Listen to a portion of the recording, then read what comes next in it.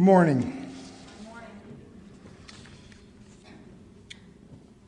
In light of what has happened over the last week, we felt that we needed to join together for some time of reflection and reason, togetherness with our community. Let us pause for a moment and take a deep breath. In, out. As a nation, we need to remember to do this. Things are spinning out of control at this point in time. Some police are shooting citizens. Some citizens are shooting the police. As Gandhi said, an eye for an eye leaves the whole world blind. What is happening is wrong on all levels, on all sides.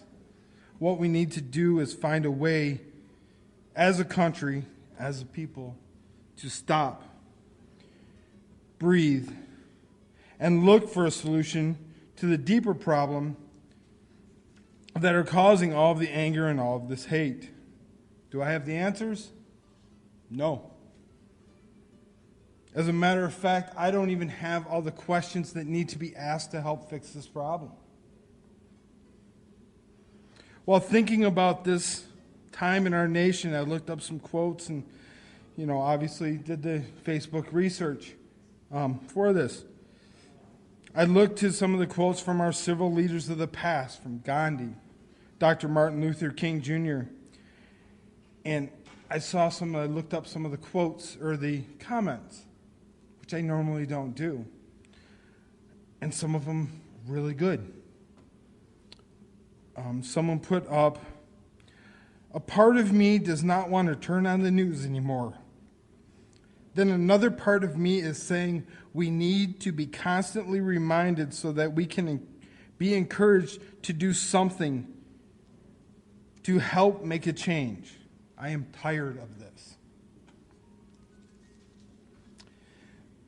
Then another one came up. Somebody had posted a speech by Robert Kennedy Jr. in 1968 in Indianapolis, Indiana, the night Dr. Martin Luther King was assassinated.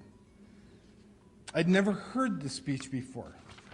I'd never heard of this speech before. I'm going to read you a part of this, but the whole speech has merit in what is going on today. He did this on the back of a flatbed truck, off the cuff, being told by the police that if they rioted, there was no guarantee they could protect his safety, and he still did it. What he said: "In this difficult day, in this difficult time for the United States, it is perhaps well to ask what kind of nation we are and what direction we want to move. For those of you who are black, considering the evidence that this was white people who are responsible for this assassination, you can be filled with bitterness, with hatred, and desire for revenge. We can move in that direction as a country, in great polarization, black people amongst blacks, white people amongst white, filled with hatred towards one another. Or we can make an effort, as Martin Luther King did, to understand and to comprehend and to replace that violence, that stain of bloodshed that has spread across our land with an effort to understand with compassion and love.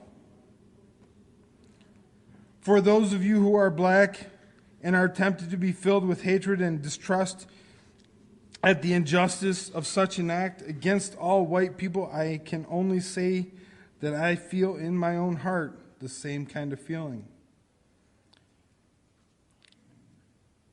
I had a member of my family killed, but he was killed by a white man.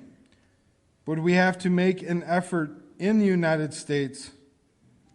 We have to make an effort to understand, to go beyond these rather difficult times. What we need in the United States is not division. What we need in the United States is not hatred.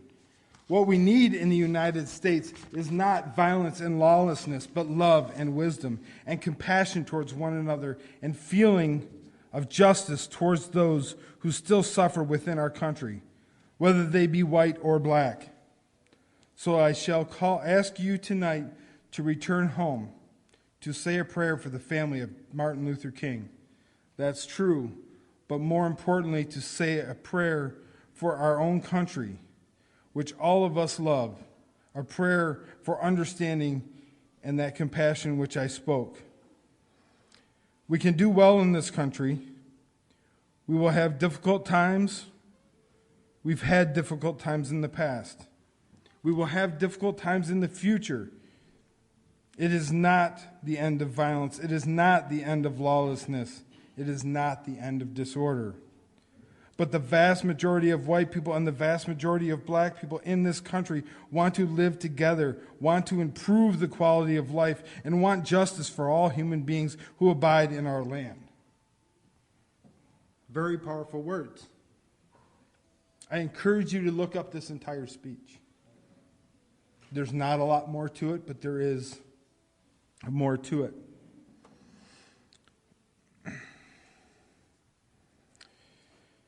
I would like to take this time for a moment of silence for all those people who have been killed and who have been hurt, and the families that have been torn apart in the last week and before that. This is not new. And over what? Over hate, fear, ignorance, and forgetting that we are all one people. We are all children of the same universe, passengers on the same blue ball through space. I will light this purple candle as a sign of a nation and a people in mourning. For those brothers and sisters who have been taken from us, let us hold them in our hearts for a moment of silence.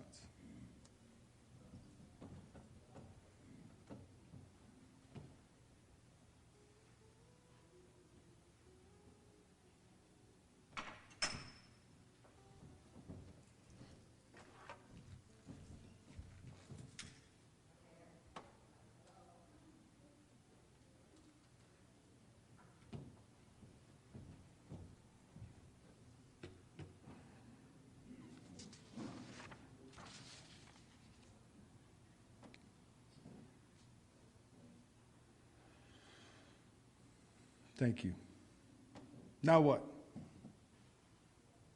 Now what do we do to help this nation? I don't know.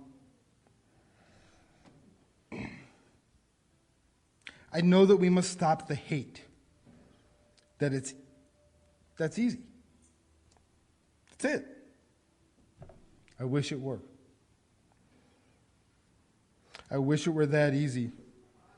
But what we must do is spread the love.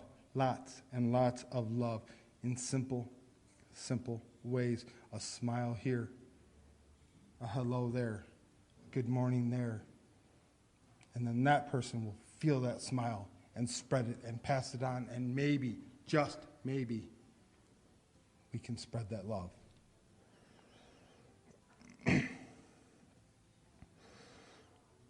Like I said at the beginning, I don't have all the answers. I don't even have all the questions. But let's call on our social justice committee to help guide us through and help spread the love that can heal the world.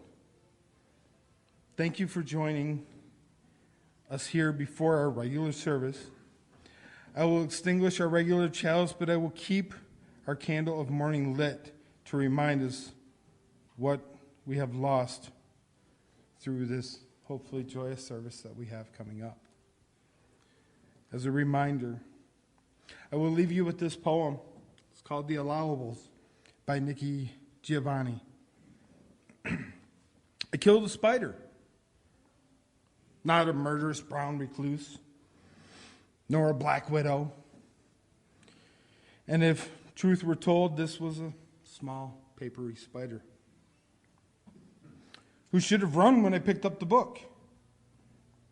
But she didn't. And she scared me. And I smashed her. I don't think I'm allowed to kill something because I am frightened. Thank you. Let's take a minute before our next service starts. Breathe. Maybe walk out in the fresh air. Smile at your neighbors. And let's start to spread the love with our service coming in a few minutes. Just a few minutes. Thank you.